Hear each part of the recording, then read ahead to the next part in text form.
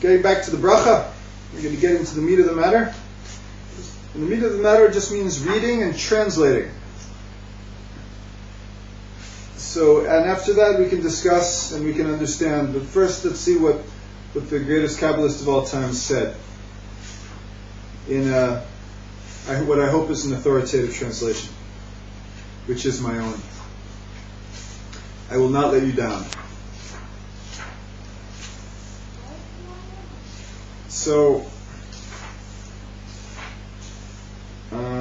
it's here in the Shaar HaKavanot, the classic book of Theurgy. The classic book of Theurgy is called Shaar HaKavanot, and he explains now the difference between the blessings over mitzvot and blessings over enjoyment. Know that Baruch, when you say the word Baruch in the blessing, it's in Yesod. And you have to have the theurgic intention that Baruch is in the upper Yesod of Chokhmah, wisdom,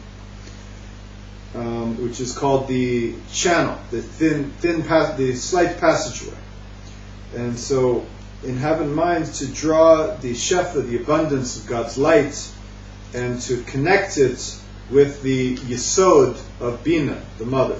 So we're talking basically about a completely abstract metaphysical union that is in this world is all a parable, and the parable in this world is coitus.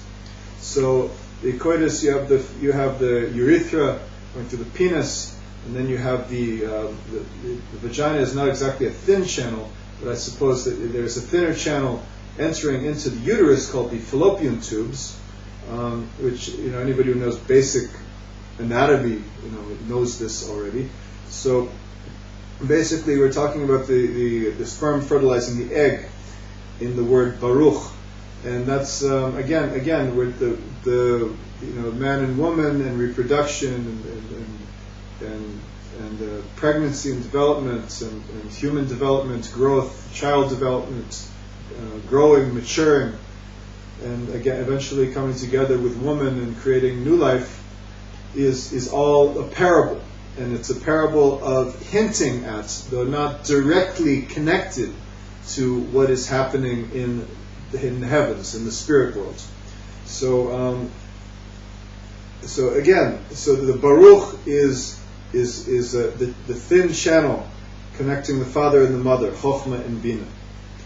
But it's happening in Yesod. So the only way to understand this is to understand that in the class I gave last week at the Isabella Friedman Center in Connecticut, it was not entirely clear. I had all of Zeir Anpin in Netzachod Yesod of Ima. All of Zeir Anpin is a partsuf, including 10 sefirot.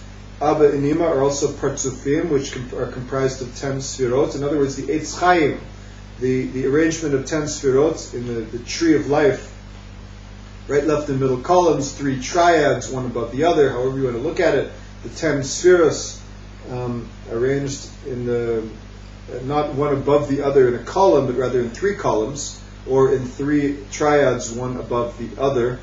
That's the Eitz Chaim. That's called a partsuf. That's it's the divine family, so to speak. We look at heaven and how God manages things in the world. God is one, but He has a certain intermediary through which He manages the world. It's called worlds and sefirot and partsufim.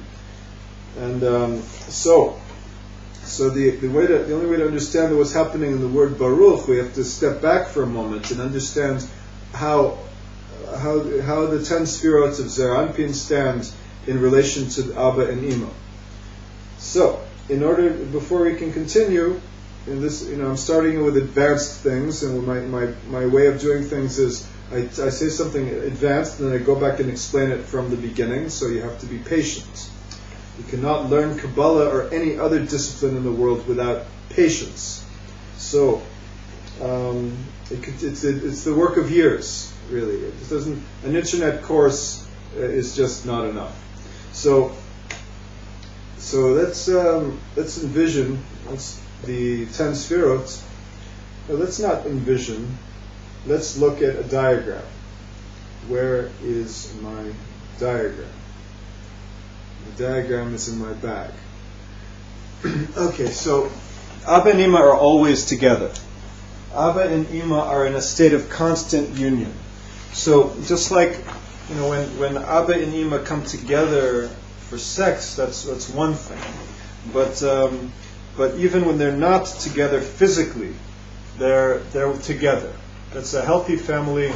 In a healthy couple, they're always together, whether they're in the same room or not. When one of them speaks, they're speaking with one voice. In other words, they may disagree. Again, we're talking about the human parallel in relations. Parents can fight, and it's rather unhealthy if a couple doesn't fight. It's just it's unhealthy if they don't know how to make peace.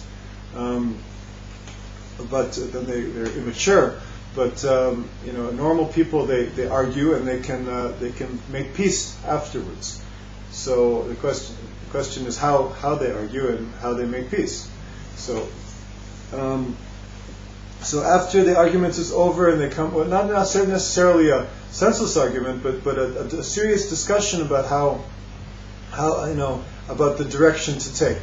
So the father and mother negotiate, and then they come to an agreement. Now in Kabbalah, the archetypes or images, a partsuf is basically an archetype or an image that, technically, it's an arrangement of 10 sefirot. So the image or partsuf of Abba and Ima are at this place where they're already in agreement. They're together. In the words of the Zohar, nafkin kachada v'sharyan kachada. They go out as one and they exist as one. In the words of one of the great Rosh Yeshivas, the great leaders of one of the Kabbalistic academies in Jerusalem, of Beit El, on Rechov Rashi, on Rashi Street, he said that when Abba and Ima walk in the street, they always walk together. They're walking together.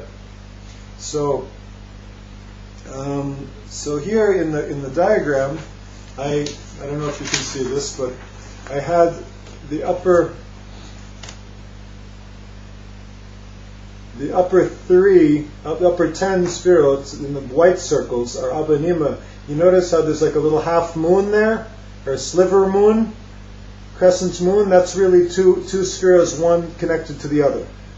In front you have Ima, and behind it you have Abba, but it's really not in front or behind, because the way the Arizal explains it is that Ima encloses Abba.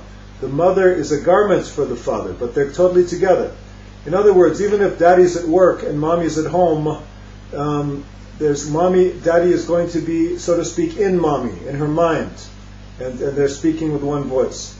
So the Abba and Ima are the two white circles, right together in a state of constant union. So I had, in the black circles would be Zer Anpin, the 10 sefirot of the sun. So I had those, as you see, I have those in the lower 3 sefirot of Abba and Ima, which is not entirely so. In fact, it's just at certain times Zer Anpin and his bride are in those lower 3 sefirot when they grow. But you see, these are dynamic structures. Zer Anpin and Nukva, they ascend and they descend, they grow, they go from different states of being, and they expand and they contract. So it depends what time of year and what place. Question is, what's happening in the word Baruch when we're saying a bracha, which we will continue in the next segment.